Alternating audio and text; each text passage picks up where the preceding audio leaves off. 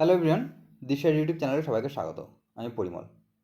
আমরা লাস্ট ভিডিওতে আলোচনা করেছি ইন্ডিয়ান কনস্টিটিউশনের পার্ট 1 নিয়ে। এই ভিডিওতে আমরা আলোচনা করব ইন্ডিয়ান কনস্টিটিউশনের পার্ট 2 সিটিজেনশিপ অর্থাৎ নাগরিকত্ব নিয়ে। এই নাগরিকতা সংক্রান্ত বিষয় আছে আর্টিকেল 5 থেকে আর্টিকেল 11-র মধ্যে। আর্টিকেল 5, সংবিধান কার্যকর হওয়ার সময় নাগরিকত্ব সংক্রান্ত বিষয় বলা আছে আর্টিকেল 5-এ। সংবিধান কার্যকর হয় 26শে জানুয়ারি 1950 সালে। যখন সংবিধান কার্যকর হয় সেই সময় কোন কোন ব্যক্তিকে ভারতের নাগরিকতা প্রদান করা হবে এই বিষয়ে বলা আছে আর্টিকেল 5-এ। কোনো ব্যক্তি ভারতের নাগরিক হবেন যদি যদি একটি শর্ত পূরণ করে। এখানে কয়েকটি শর্ত বলা আছে, এর মধ্যে যে কোনো একটি শর্ত পূরণ করলেই সে ভারতের নাগরিকত্ব পাবে আর্টিকেল 5 অনুযায়ী। কী সেই শর্ত? 1 নম্বর শর্ত হলো কোনো ব্যক্তি জন্ম যদি ভারতে হয়ে থাকে তবে ওই ব্যক্তি ভারতের নাগরিকতা পাবেন। 2 নম্বর, যদি কোনো ব্যক্তি ভারতে জন্মগ্রহণ না হয় তাহলে কি সেই ব্যক্তি ভারতের নাগরিকতা পাবেন না? হ্যাঁ, 2 নম্বর আরও একটি শর্ত আছে, যে শর্ত পূরণ করলে ভারতের জন্ম না হওয়া সত্ত্বেও ওই ব্যক্তি ভারতের নাগরিক হতে পারে। সে 2 নম্বর শর্ত কি? 2 নম্বর শর্ত হলো ওই ব্যক্তির পিতা বা মাতা যদি ভারতে হয়ে থাকে তবে ওই ব্যক্তি ভারতে জন্ম না হওয়া সত্ত্বেও ওই ব্যক্তি ভারতের নাগরিকতা পাবেন। কোনো ব্যক্তি যদি ভারতে জন্মগ্রহণ না করে, তার পিতামাতা যদি ভারতে জন্ম না হয় তবে কি ওই ব্যক্তি নাগরিকতা পাবে না? হ্যাঁ, তারও আরেকটি উপায় আছে এবং সেটি 3 নম্বর শর্তে বলা আছে।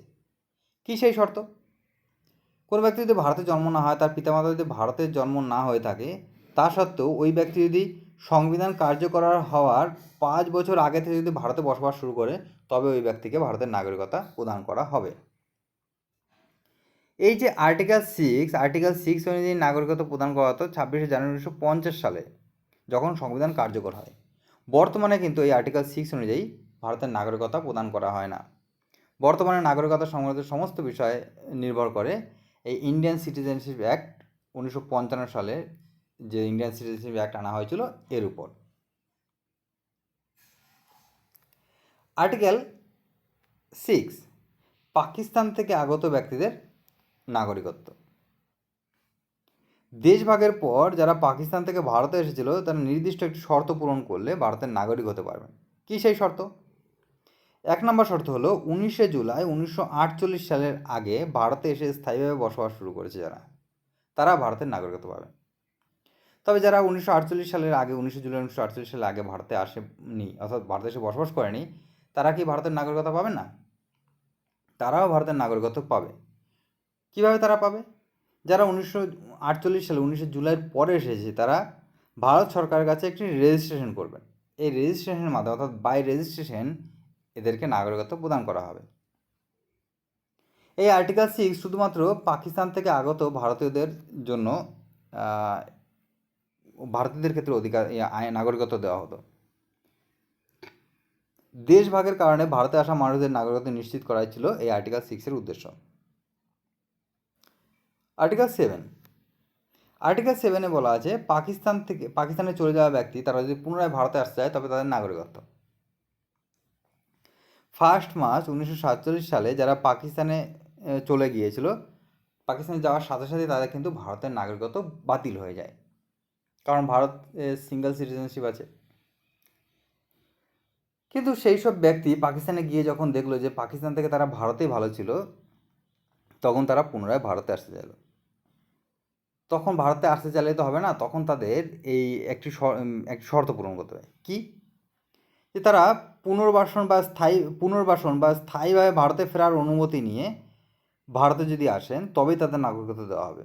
এবং তখন যারা পুনরায় যখন ফিরে আসেন তখন তারা পাকিস্তানের নাগরিক এবং তখন তাদের আর্টিকেল 6 অনুযায়ী পাকিস্তান থেকে আগত ভারতীয়দের নাগরিকত্ব যে প্রদান করা হতো সেই 6 অনুযায়ী তাদের নাগরিকত্ব প্রদান করা হবে। 6 অনুযায়ী দেশ যখন ভাগ হয় 1947 সালে 15ই আগস্ট, তখন দেশে যেসব দেশীয় রাজা ছিল তাদেরকে স্বাধীনতা দেওয়া হয়েছিল। তারা চাইলে ভারতের সাথে যুক্ত হতে পারতো, চাইলে পাকিস্তানের সাথে যুক্ত হতে পারতো বা চাইলে স্বাধীন হতে পারতো। সেই রকম মানুষদের ক্ষেত্রেও স্বাধীনতা দেওয়া হয়, যে কোনো মানুষ চাইলে পাকিস্তানের সাথে বা চাইলে ভারতে থাকতে পারতো। তাই যেসব মানুষ পাকিস্তানে যেতে চাইলো, তারা ভারত থেকে তারা পাকিস্তানে চলে গেল, কিন্তু পাকিস্তানে গিয়ে যখন দেখলো যে পাকিস্তানে বিভিন্ন রকম অসুবিধা আছে, এর থেকে তারা ভারতেই ভালো ছিল, তখন তারা পুনরায় ভারতে ফিরতে চায়। যেমন একটি অসুবিধা হলো, যখন দেশ ভাগ হয় তখন ধর্মের ভিত্তিতে ভাগ হয়েছিল এবং পাকিস্তান তৈরি হয়েছিল মুসলিমদের জন্য।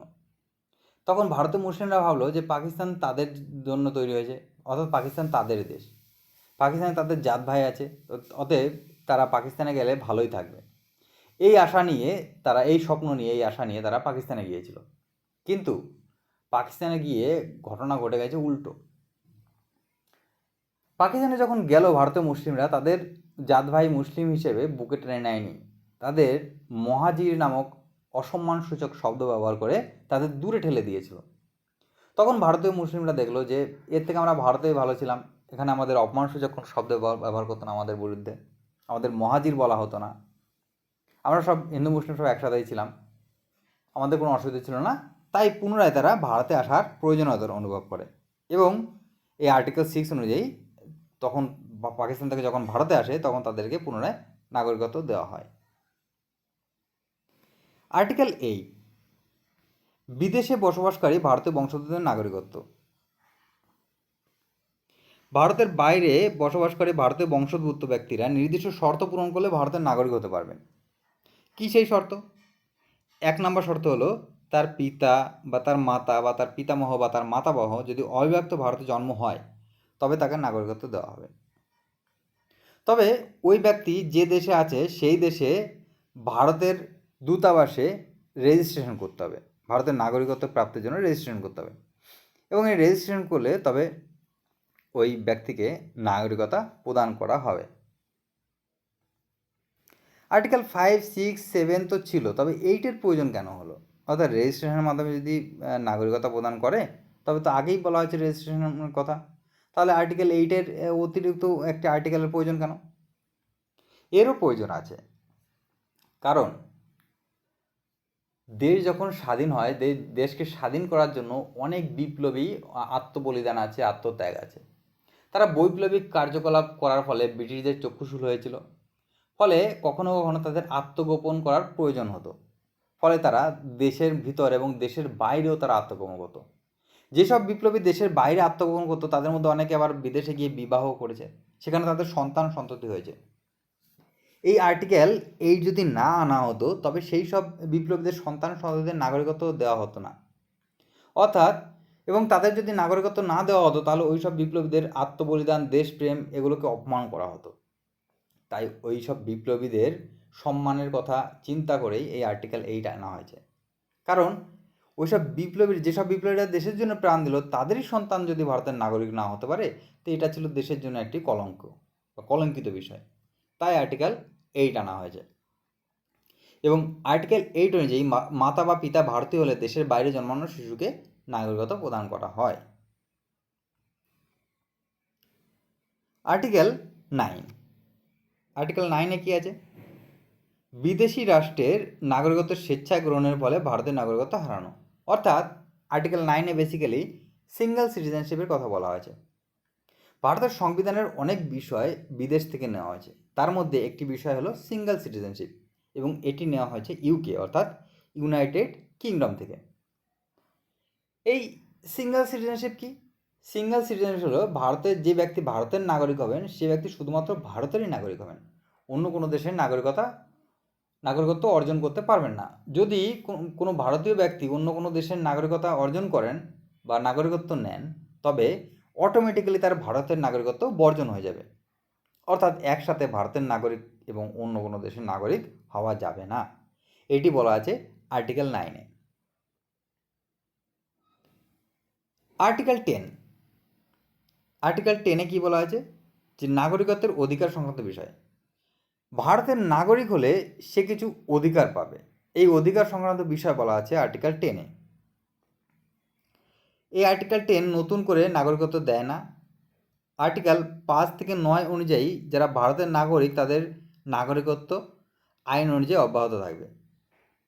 সংসদ ভবিষ্যতে নাগরিকত্ব সম্পর্কিত আইন প্রণয়ন করলে সেই আইন অনুযায়ী নাগরিকত্ব পরিচালিত হবে।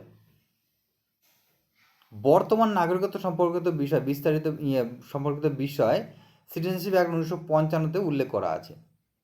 এই সিটিজেনশিপ অ্যাক্ট 1955 অনুযায়ী 5টি বিষয়ের উপর নির্ভর করে ভারতের নাগরিকত্ব প্রদান করা হয়। কি কি সেই বিষয়? 1 নম্বর হলো, কারোর জন্ম যদি ভারতে হয় তবে তাকে নাগরিকত্ব প্রদান করা হবে। উত্তরাধিকার সূত্রে, অর্থাৎ কারোর পিতামাতা যদি জন্ম ভারতে হয় তবে তাকে ভারতের নাগরিকত্ব দেওয়া হবে। রেজিস্ট্রেশনের মাধ্যমে নাগরিকত্ব দেওয়া হবে। দেশীয়করণের মাধ্যমে নাগরিকত্ব, ভারত ভুক্তির মাধ্যমে নাগরিকত্ব দেওয়া হবে। ভারত ভুক্তির মাধ্যমে একটি উদাহরণের সাহায্যে বোঝানো যাক। 1975 সালে 36তম সংবিধান সংশোধনীর মাধ্যমে সিকিমকে ভারতের সাথে যুক্ত করা হয় এবং সিকিমকে ভারতের 22তম অঙ্গরাজ্য বানানো হয়। ইন্দিরা গান্ধী তখন প্রাইম মিনিস্টার ছিলেন। যে মুহূর্তে সিকিম ভারতের সাথে যুক্ত হলো তখনই সিকিমের জনগণ ভারতীয় হয়ে গেল, অর্থাৎ তাদের নাগরিকত্ব প্রদান করা হলো। এটি হলো ভারত ভুক্তির মাধ্যমে ভারতের নাগরিকত্ব প্রদান। আর্টিকেল 11 কি বলা আছে? যে নাগরিকতা বিষয়ে আইন প্রণয়ন করার ক্ষমতা একমাত্র সংসদের কাছে আছে। এক্ষেত্রে সংসদের ক্ষমতা কি? সংসদের ক্ষমতা হলো নাগরিকতা অর্জন, নাগরিকত্ব বাতিল, নাগরিকত্ব ত্যাগ, নাগরিকত্ব পুনরুদ্ধার, নাগরিকতা সংক্রান্ত অন্যান্য বিষয়ে আইন তৈরির ক্ষমতা একমাত্র সংসদের কাছেই আছে। অর্থাৎ এই যে সিটিজেনশিপের কথা বললাম আর্টিকেল 5 থেকে 11, এগুলো সংক্ষেপে বললে এরকম হয় বিষয়টা, যে আর্টিকেল 5 সংবিধানের শুরুতে নাগরিকতা, আর্টিকেল 6 পাকিস্তান থেকে ভারতে আসা ব্যক্তিদের নাগরিকতা, আর্টিকেল 7 ভারত থেকে পাকিস্তানে যাওয়া ব্যক্তি পুনরায় ভারতে ফিরতে চাইলে তাদের নাগরিকতা, আর্টিকেল 8 যেসব বিপ্লবী মাতা পিতার সন্ততি যারা দেশের বাইরে জন্মেছে তাদেরকে নাগরিকতা প্রদান, আর্টিকেল 9 সিঙ্গেল সিটিজেনশিপ, বেসিক্যালি বিদেশি নাগরিকতা গ্রহণ করলে ভারতের নাগরিকতা সমত হবে। আর্টিকেল 11 ভারতের নাগরিকদের অধিকার সংক্রান্ত বিষয়।